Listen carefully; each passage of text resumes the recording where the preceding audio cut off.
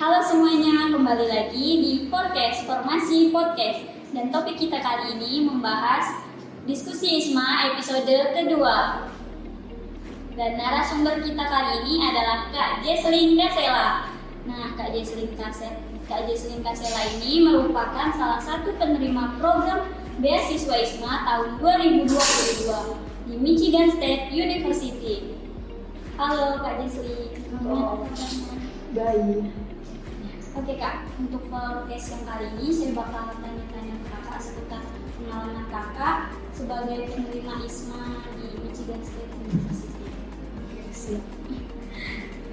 Nah, selama Kakak di sana itu ada nggak sih pengalaman culture shock yang paling mencolok yang Kakak alami waktu pertama kali datang di Amerika itu sendiri?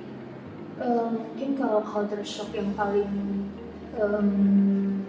pas awal-awal nyampe itu lebih ke waktu sih, karena ternyata di sana di negara 4 musim itu kalau musim panas siangnya tuh lebih lama, jadi kayak mataharinya terbitnya tuh mirip-mirip kayak Indo jam 5 jam 6 gitu, tapi terbenamnya itu malam banget, bisa sampai jam 8 jam 9. Jadi pas awal-awal tuh kayak waktu tuh nggak kerasa pendek gitu, kayak masih jalan-jalan di luar nih sampai jam 8 jam 9 itu kayak kok nggak malam-malam gitu rasanya, karena tuh masih terang dan benar-benar mataharinya baru tenggelam itu jam 8 jam 9. Tapi ternyata kalau udah berubah musimnya, kayak udah jadi musim gugur atau musim dingin, itu tuh berubah juga.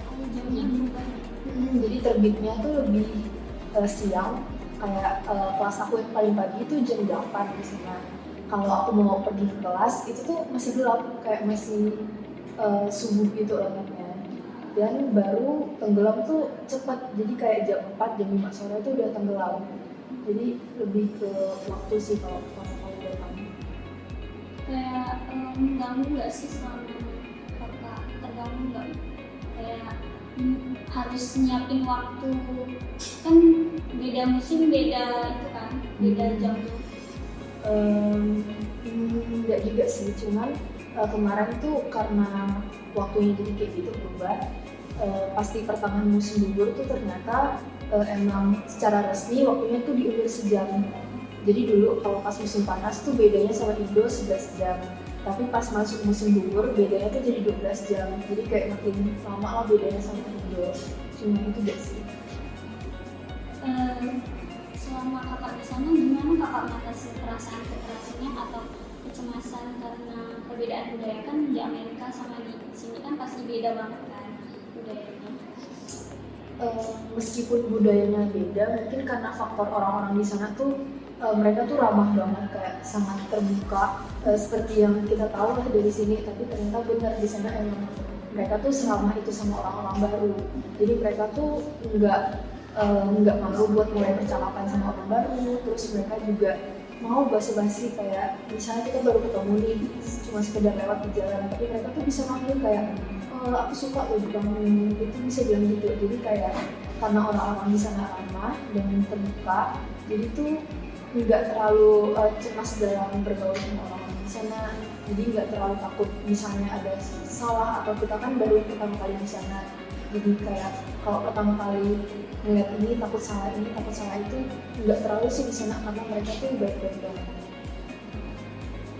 Kalau menurut Kakak, hal apa aja sih yang paling sulit Kakak menyesuaikan diri dengan budaya yang di sana? Ada nggak sulit? Mungkin ini bukan budaya gimana sih, cuman karena cuaca. Kalau di Michigan itu tuh dia di bagian yang agak tengah dan atas, jadi tuh dari musim panasnya aja udah dingin. Musim panasnya aja tuh kayak paling panas paling 22-23 derajat. Itu kan hitungannya udah dingin banget buat kita di sini yang biasanya tuh 28, 30-an. Jadi kayak yang agak susah adaptasinya tuh pakaian sih, karena nggak nyangka bakal sedingin itu di sana. Jadi dari pas musim panas tuh udah keluar tuh pakai celana panjang, padahal gue tuh masih pakai celana pendek, masih pakai baju terbuka. Tapi kita yang dari Indo tuh udah kedinginan karena nggak nyangka cuacanya bakal sedingin itu. Jadi sulit. Jadi selama Kakak di sana pakai baju khusus? Iya, dari musim panas tuh kayak udah dilihatin sama bule-bule karena kamu nih pakai pakainya lengan panjang karena kedinginan, jadi sulit sih buat cuaca gitu. Jadi bukan budaya yang kalian bikin. Budayanya sih kayak masih meskipun beda tuh masih bisa kita sesuaikan. Selama kakak di sana, ada nggak sih hal menarik dalam budaya baru yang kakak temukan selama di Amerika sana? Mungkin yang nggak ada di sini. Lumayan ada sih beberapa, kayak misalnya kalau habis selesai kelas, kalau kita di Indo kan kita tunggu dulu dosennya keluar baru kita keluar kantor. Tapi kalau di sana benar-benar dosennya baru selesai ngomong, di sana kelas hari ini cukup sekian, terima kasih gitu kan. Yang lain tuh udah langsung berdiri, udah langsung kemas-kemas keluar. Jadi benar-benar dosennya selesai ngomong, semua tuh langsung berdiri, langsung keluar. Pas pertama kali tuh kayak agak kaget kenapa semua orang nih buru-buru mau keluar, tapi kayak lama-lama kalau ya emang budaya mereka mau kayak gitu. Terus selama kakak di sana, ada nggak sih kakak yang kakak kegiatan positif yang kakak lakukan di sana? Kayak dari terus itu kemudian apa aja sih yang kakak lakukan untuk tetap positif dan terus beradaptasi dengan budaya baru selama kakak di Amerika itu sendiri? Kalau untuk tetap adaptasi mungkin harus punya sikap yang mau belajar hal baru sih, sama ingat kalau kita itu di tempat baru, jadi kita emang harus menyesuaikan, nggak bisa kita yang maksain budaya asal kita di sana, karena emang kita yang pendatang baru di sana, jadi kita harus punya sikap mau belajar hal baru, terbuka sama hal-hal yang beda dari hal yang mungkin udah normal di budaya kita, tapi mungkin baru bagi kita di tempat itu. Jadi emang kita harus rajin-rajin mau belajar ya sih, mau tahu hal baru. Jadi kan kata kakak kan kalau di sana orang Eropa di Sapa, nah kakak sendiri di sana juga budaya itu Sempet sih beberapa kali kayak kalau misalnya suka sama misalnya rambut orang atau baju orang, kayak kadang tuh dikasih tahu juga kayak hey I like your hair gitu. Dan terbuka sih kayak mereka kalau ngajak ngobrol, ngajak basa-basi gitu juga pasti kayak minta gue. Terus gimana pengalaman kakak selama jadi penerima beasiswa ini? Mungkin boleh sharing-sharing kak biar yang lainnya tahu gitu. Pasti banyak pengalaman-pengalaman yang baru dan berharga banget sih, karena kesempatan bisa kuliah di luar negeri, terus fully funded dibayarin sama ditanggung oleh pemerintah, itu kan kayak nggak datang 2 kali. Dan selama di sana itu kayak kita bisa belajar hal-hal baru, karena dari ISMA itu juga menyarankan kita untuk mengambil mata kuliah di luar mata kuliah asli kita. Jadi kayak misalnya aku jurusan akuntansi, disaranin untuk ngambil mata kuliah di luar jurusan aku. Jadi kita tuh tetap bisa belajar hal baru di sana. Tapi kita juga bisa bergaul di sana tuh. Kalau di MSU banyak banget organisasi kemahasiswaannya, sampai ada 1000-an kalau nggak salah. Dan itu tuh dari hal-hal yang berbau akademik sampai hal-hal yang receh, kayak misalnya ada kemarin tuh klub pemantau tupai, karena di MSU itu banyak tupai, sampai ada klub kayak gitu. Jadi apapun minat kita, apapun ketertarikan kita tuh pasti ada klub di sana. Jadi kita tuh gampang buat berbaur, gampang buat kenal sama orang-orang baru di sana, sehingga kita tuh bisa punya networking yang lebih luas lagi. Jadi banyak banget sih pengalaman-pengalaman berharga selama ikut ISMA. Kan kakak tadi bilang katanya ada banyak bukan, ada nggak ya? Kemarin tuh aku sempat ikut namanya Bridges International. Jadi itu tuh kayak klub buat mahasiswa-mahasiswa internasional. Jadi kita tuh bisa saling ketemu sama mahasiswa dari negara-negara lain yang emang kuliah di MSU juga. Dan di klub itu kita tuh ketemu tiap hari Jumat malam. Terus banyak aktivitasnya, bisa jadi kita nge-game hari itu. Terus bisa jadi kita ada dinner, diajak dinner di mana. Bisa jadi kita ada presentasi tentang negara apa. Jadi kita benar-benar bisa belajar banyak banget di sana. Nah kakak tadi Ikutin juga bilang katanya kalau di sana boleh ngambil mata kuliah yang bukan dari jurusan kita. Kakak, kalau boleh tahu kakak di sana ngambil jurusan mata kuliah itu? Ya, mata kuliah kemarin tuh aku ngambil 4 mata kuliah. Yang pertama tuh Introduction to Anthropology, jadi belajar tentang antropologi. Terus yang kedua tuh Social Differences and Inequality, jadi belajar tentang masalah-masalah sosial yang ada di masyarakat Amerika, khususnya kayak misalnya masalah gender, disabilitas, rasisme. Pokoknya kita mengupas tuntas masalah-masalah sosial yang ada di sana. Terus dua lagi ini aku ngambil kebetulan mata kuliah yang agak lebih ke ekonomi gitu. Kayak yang pertama tuh ada personal finance, jadi itu tuh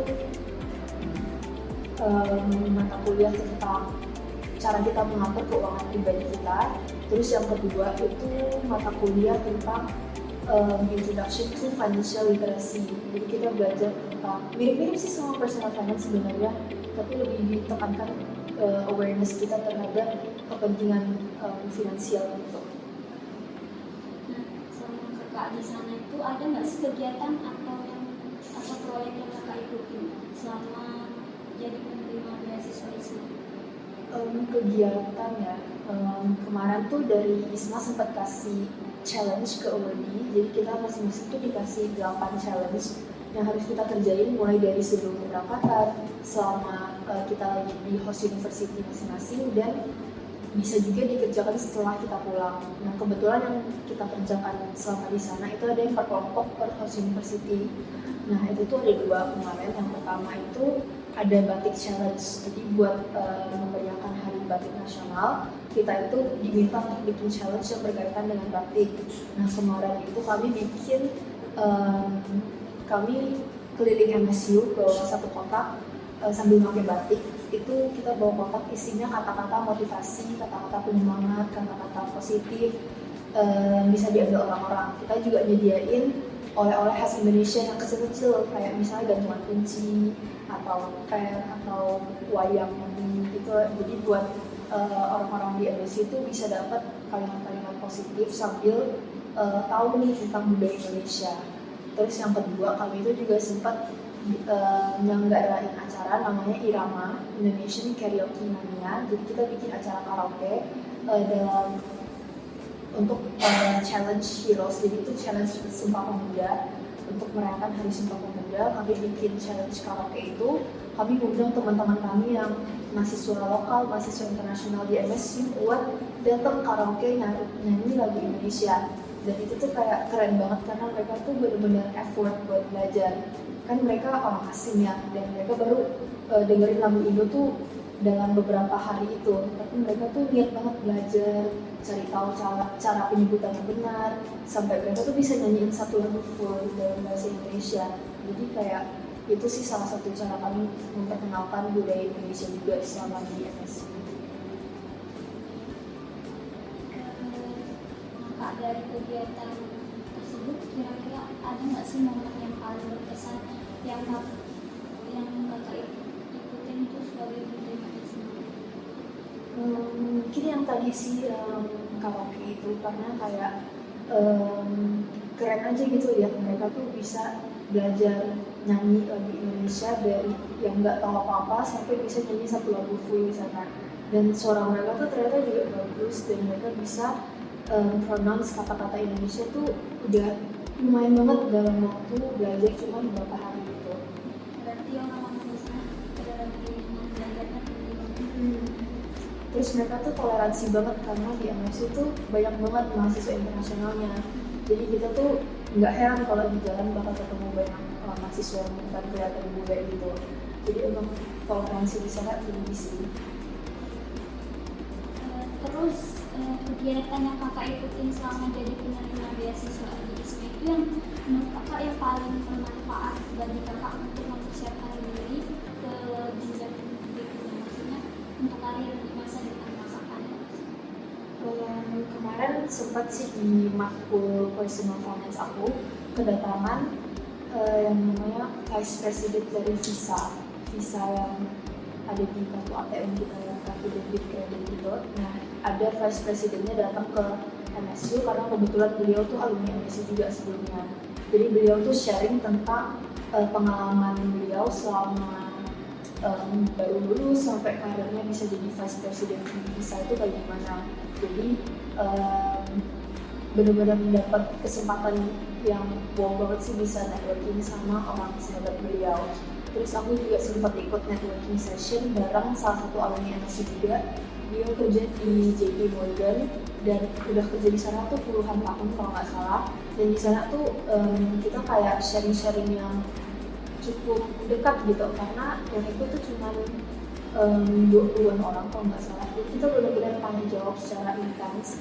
Beliau sharing caranya kita tahu tujuan karir kita gimana, karena misalnya kalau kita baru lulus kan pasti bingung mau kerja apa, mau gimana. Beliau tuh benar-benar sharing dari awal perjalanan karir beliau, kasih tips-tips yang sangat berguna banget buat karir kita ke depannya. Jadi selama di sana banyak sih kesempatan buat ketemu orang-orang hebat. Jadi kakak merasa bersyukur kegiatan beasiswa ini. Iya. Terus apa aja sih hal baru yang kakak pelajari selama mengikuti program beasiswa ISMA ini, dan ada nggak sih keterampilan tersebut yang berguna bagi kakak di masa depan? Mungkin salah satu yang cukup terasa sekarang sih matkul yang aku ambil pas personal finance atau introduction to financial literacy, karena itu kebanyakan ngebahas tentang cara kita ngatur keuangan. Dan kalau di sana itu ternyata emang mereka tuh sangat menitik beratkan mahasiswanya untuk mandiri secara financial. Jadi dari mulai kuliah pun mereka tuh udah diajarin pakai kartu kredit, udah diajarin caranya bayar pajak, diajarin caranya kalau misalnya mau KPR rumah gimana, kalau misalnya mau beli kendaraan tuh apa aja yang perlu disiapin, apa aja yang perlu diperhatikan. Jadi kayak benar-benar disiapkan untuk masa depan gitu. Jadi dari situ aku belajar banyak banget sih, kayak udah harus siap buat kehidupan setelah perkuliahan. Jadi selama kakak di sana bayar pajak? Kalau bayar pajak yang secara itu enggak, cuman kalau beli barang itu kan pasti bayar. Jadi kalau di Amerika tuh pajak yang kalau kita beli barang tuh belum include ke harga barangnya, bisa kayak gitu. Gimana sih menurut kakak beasiswa ISMA ini bisa mempengaruhi karir kakak di masa depan? Menurut aku ISMA tuh bakal sangat berpengaruh sih, karena dari ikut ISMA itu kan bisa dibilang udah dapat achievement sebagai penerima beasiswa. Kemudian juga dapat kesempatan untuk kuliah di luar negeri, jadi bisa dapat pendidikan di kampus luar negeri yang ternama istilahnya. Terus dari situ juga kita bisa belajar hal-hal baru. Jadi misalnya buat orang yang mungkin ngerasa salah jurusan atau ada kepengen untuk explore hal-hal baru di luar jurusannya, terus ikut ISMA dan bisa dapat kesempatan itu tuh kayak bisa nambah skill baru kita. Dan juga dari ISMA kita bisa ketemu orang-orang baru yang siapa tahu bakal sangat membantu kita dalam networking ke depannya. Waktu pertama kali pengumuman ISMA itu kakak gimana? Nyangka nggak sih bisa keterima ISMA? Sebenarnya kalau harapannya sih ya pasti pengen banget keterima, cuman kayak karena waktu itu dari pendaftaran sampai pengumumannya tuh udah cukup lama waktunya, kayak nunggu hampir sebulan. Itu kayak dari yang berharap banget sampai yang udah ikhlas kalau nggak lolos untuk apa. Tapi ternyata masih diberi kesempatan buat lolos. Kalau di ISMA itu milihnya berapa universitas? Bisa pilih 2. Yang di Michigan State ini memang pilihan pertama atau gimana? Pilihan pertama. Yang kalau boleh tahu pilihan kedua di mana? Pilihan kedua kemarin itu aku di Taiwan. Kira-kira ada nggak sih sumber motivasi yang kakak dapatkan selama jadi penerima beasiswa di ISMA ini yang membantu kakak dalam mencapai goals kakak di masa depan? Mungkin motivasi yang paling besar tuh dari diri sendiri sih, kayak aku pengen untuk nge-push diri sendiri keluar dari zona nyaman, pengen nyoba hal-hal baru. Tapi selain itu juga karena selama ISMA bisa ketemu sama orang-orang yang keren, orang-orang yang kayak nggak pernah kita ketemuin sebelumnya sama di sini, itu jadi kayak nge-push, jadi motivasi sendiri juga pengen jadi sekeren orang-orang itu, pengen apalagi teman-teman aku yang lolos ISMA juga di MSU itu juga orang-orangnya keren, jadi selama 4 bulan hidup di situ sama mereka jadi kayak tahu kehidupan mereka gimana, tahu kenapa mereka bisa kayak gitu, jadi kayak agak kebawa juga sih selama di sini. Waktu awal-awal datang gitu melihat yang di sana kan ada perasaan juga seperti kata-kata tadi keren-keren orang terus enggak juga sih sebenarnya, kayak malah makin termotivasi buat bisa lebih bisa menyamai gitu lah sama mereka. Gimana kakak merencanakan untuk memanfaatkan jaringan kontak atau hubungan yang kakak bangun selama dapat beasiswa ISMA itu untuk di masa depan? Pastinya bakal keep in contact, kayak bakal stay untuk saling berhubungan dulu sampai sekarang, karena semuanya itu kan kemarin tuh kita dapat teman banyak, baik dari Indonesia sendiri, dari anak-anak ISMA di kampus aku, ataupun anak-anak ISMA di luar kampus aku. Jadi kayak kita tuh juga saling kenal sama anak ISMA yang ke kampus lain, terus juga dapat kenalan orang-orang yang emang di MSU. Jadi koneksi-koneksi kayak gitu menurut aku kita harus tetap stay in contact, tetap harus berhubungan meskipun udah pisah, udah jauh, karena kita tuh sempat berteman gitu kan, jadi emang nggak boleh langsung dilupain aja, karena siapa tahu di kedepannya suatu saat nanti kita juga bakal berhubungan lagi kembali dengan mereka dan bisa saling memberikan feedback yang bagus buat satu sama lain. Nah kak, kalau boleh tahu satu kampus itu tuh menerima berapa orang sih? Beda-beda sih tergantung kampusnya, dan tiap tahun pun nggak selalu sama juga. Kayak di MSU di tahun pertama, karena ISMA ini kan baru 3 tahun nih, di tahun pertama tuh di MSU ada 30 orang, terus pas tahun aku jadi turun jadi sisa 22 orang. Di tahun ini nggak tahu nih ada berapa lagi. Berarti kakak selama di sana tinggal di asrama gitu ya? Se-Indonesia atau campur? Dicampur sih yang ngatur soalnya dari MSU langsung, jadi kita kayak ngisi kuesioner tentang pengen roommate yang kayak gimana nih, kita tuh kayak misalnya tidur lampunya dimatiin atau enggak, jadi sedetail itu kita ngisi terus baru dipilih sama orang MSU. Jadi bisa request ya? Menurut kakak sendiri ada nggak sih rencana untuk terus terlibat sama program ISMA ini setelah lulusnya? Iya sih, karena ini sebagai salah satu bentuk kontribusi dari ke ISMA, karena udah dibantu dibiayain selama di luar negeri, jadi ini tuh kayak the least I can do untuk give back ke ISMA. Jadi selama proses pendaftaran ISMA tahun ini juga aku mengusahakan untuk bantuin calon-calon award di ISMA dengan kasih saran, bantuan, terus bantu nge-review esai-esai mereka, dan pokoknya kalau mereka butuh bantuan bisa reach out. Kalau aku bisa pasti aku bantu. Berarti kakak terus aktif gitu ya di sana? Dan ISMA tuh sekarang nggak punya ISMA Alumni Club. Jadi buat alumni-alumni ISMA yang pengen kontribusi balik ke ISMA kayak jadi mentor dan sebagainya tuh bisa jadi di sana. Jadi dari yang tahun lalu juga masih banyak yang aktif di sana. Berarti masih kenal sama alumni-alumni yang sama? Oke. Ada nggak sih pesan yang ingin kakak sampaikan kepada orang-orang yang ingin ikutin jejak kakak nih dalam meraih beasiswa ISMA?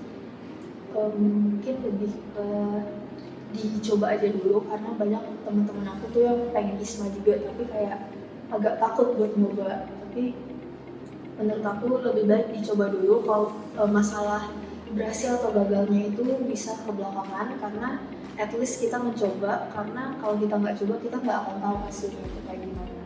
Jadi dicoba aja dulu dan give your best pada saat mencoba. Sebenarnya kalau ngikutin beasiswa ini syaratnya apa aja sih Kak? Semester berapa atau ada batas umurnya? Kalau semester itu kita bisa ngikut pas semester 5 sama semester 3. Terus batas umurnya itu kalau nggak salah 23 tahun, jadi harus di bawah 23 tahun. Terus juga ada syarat untuk bahasa Inggris, jadi bisa pilih IELTS, TOEFL atau Duolingo English Test. Itu ada syarat skornya. Kalau Duolingo English Test kalau nggak salah 100. Terus untuk yang lain itu juga ada skornya tapi aku agak lupa. Itu bisa dicek di IG ISMA, di website ISMA, semuanya tuh lengkap di sana persyaratannya. Terus yang kata kakak buat visa itu juga salah satu syarat daftar ISMA.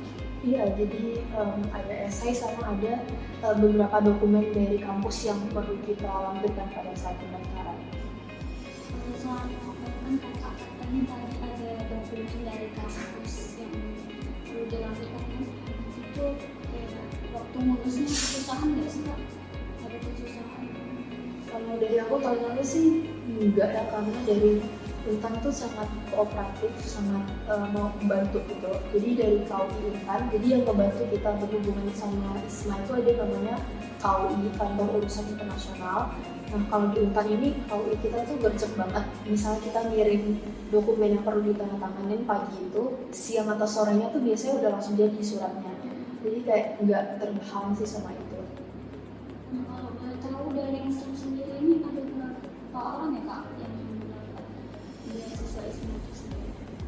Kalau di tahun aku cuma 2 orang, dan yang satu lagi itu juga dari FOB. Mungkin cuma itu aja sih Kak yang tanya kali ini. Thank you banget ya Kak Jesslyn udah mau diajak ngobrol.